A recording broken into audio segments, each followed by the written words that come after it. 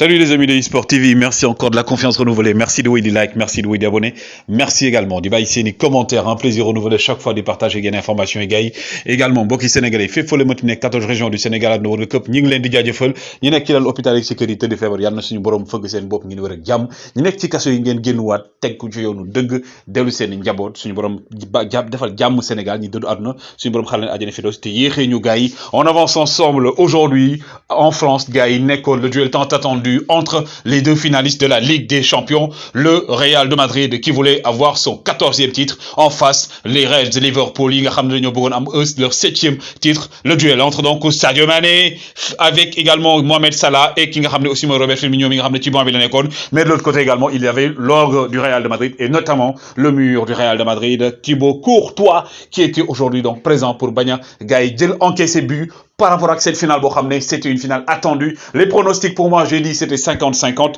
Mais d'abord, il y avait eu beaucoup de monde aujourd'hui. Qui c'est l'émir du Qatar, le propriétaire du Paris Saint-Germain.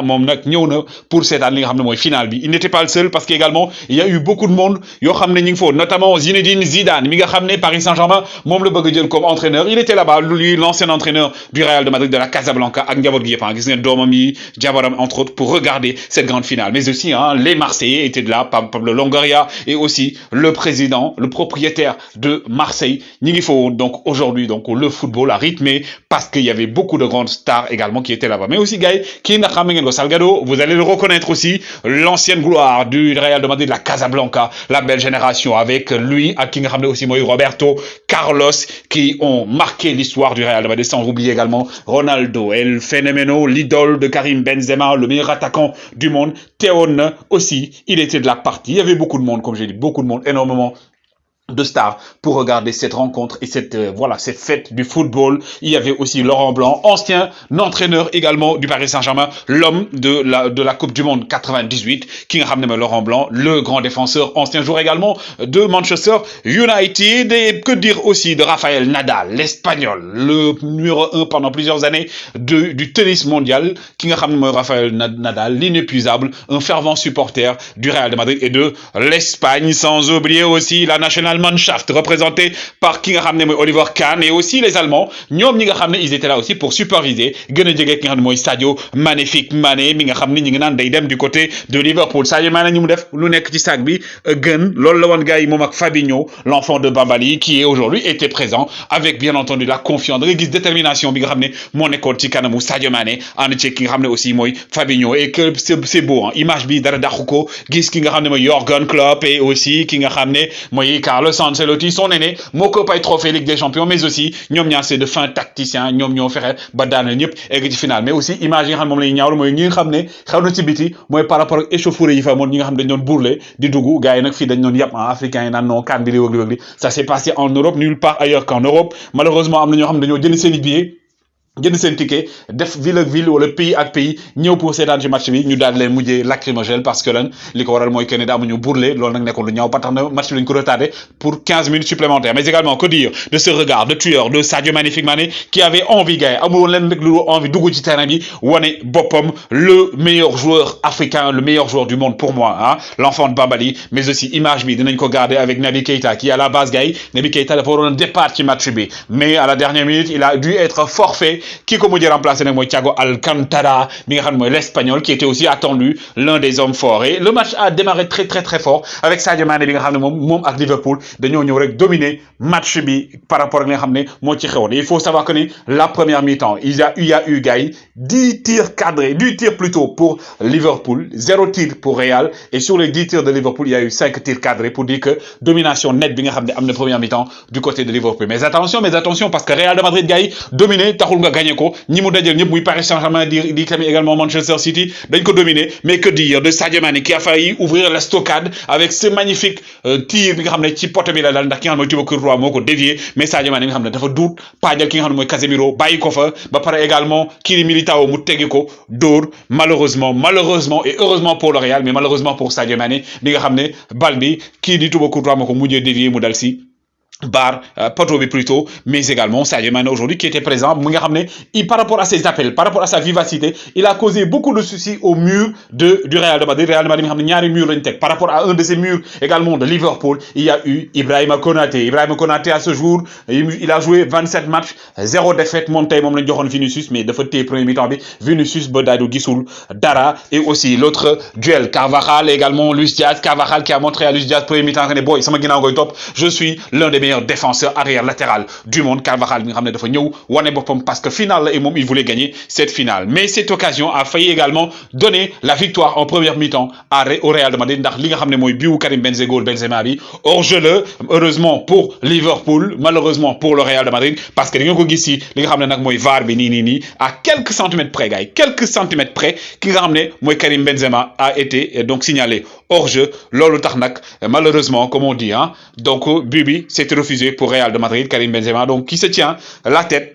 Et c'est sur ce score donc gars que le gars yi demee li nga xam ne mooy mi-temps bi, parce que c'était donc 0 but partout avec beaucoup d'occasions du côté de Liverpool, benn occasion du côté du Real. Donc noonu le joueur yi demee vestiaire dellusiwaat nag sous le regard de ki nga xam ne mooy Clarence Seedorf ak Fabio Cannavaro, deux légendes, l'un du Real de Madrid, l'autre également du Milan AC. ñoom ñaar aussi joué nañu pour ñi nga xam ne mooy Real de Madrid, ñu ñëwoon supporter aussi la Casablanca. Deuxième mi-temps bi démarré comme première mi-temps bi avec toujours Liverpool qui a été dominant. Ki nga xam ne mooy Trent Alexander-Arnold ñëkkoon na ñëw am première occasion bi comme devant ki nga xam ne mooy donc Casemiro ak aussi ki nga xam ne mooy donc Mendy. Comme vous le savez, Real nag dañoo jàng ñi nga xam ne mooy donc waa Liverpool tegal leen marquage à 2, mais il fallait attendre bien entendu le but de Vinicius Junior. Vinicius Junior qui aujourd'hui gars yi moom moo climatisé ñi nga xam ne mooy défense Liverpool, kii de Vinicius Junior donc qui a fait comme on dit du Maverick, ki nga xam ne mooy Vinicius Junior, le pilote qui a marqué le but, qui a délivré Real de Madrid ci début deuxième mi-temps bi. Il devient aussi par la même occasion le plus jeune joueur à marquer en finale de Ligue des Champions depuis 2009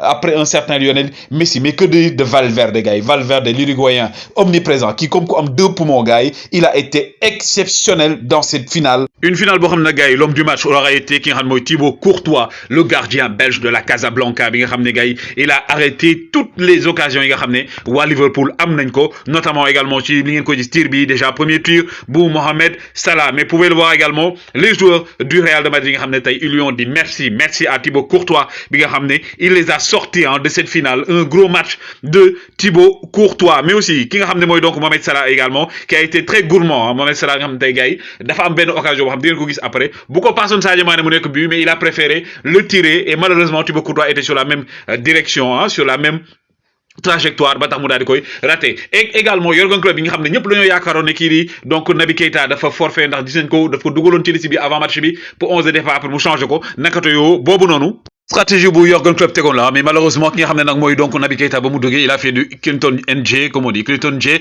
dóor bal bi ci kaw Naby Keita bi nga xam ne gars yi comme on dit au départ du match gars yi dañu woon il était forfait, mais c'était une stratégie nakate de ki nga xam ne mooy Jürgen Klopp pour un peu faire déjouer parce que Thiago Alcantara dafa amoon blessure, il était incertain. Mais aussi aujourd'hui gars yi comme j'ai dit l'homme du match kii la woon muy Thibaut Courtois, il a été phénoménal. Le Real de Madrid donc qui remporte son 14e trophée. Ngeen gis jooy ki nga xam ne mooy David Alaba bi nga xam ne il a forcé pour revenir au niveau de la Casablanca. Moom mi nekk joueur du Bayern de Munich, il a tout fait et qu'il a été également historique et héroïque dans cette finale. Le Real donc gars qui a fumé tout le monde. La Casablanca qui a remporté sa 14e Ligue des Champions avec également Carlo Ancelotti. Il faut retenir également que Karim Benzema gars mi ngi dem ci li nga xam ne mooy jël Ballon d'Or bi, ça c'est presque sûr. Luka Modric également Vinicius Junior. Donc le Real 14 titres de Ligue des Champions, sans oublier aussi ki nga xam ne mooy donc Marcelo qui va quitter le Real Madrid avec son 5e titre, Vinicius Junior qui va gagner et glaner son premier trophée avec le Real de Madrid. Mais gars comme on dit gaynde bëggul mbuum yàpp lay dundee. Hommage à Sadio Magnifique Mané, merci à Sadio Magnifique Mané pour tout ce que tu as fait pour le football. Tu restes un grand homme pour nous,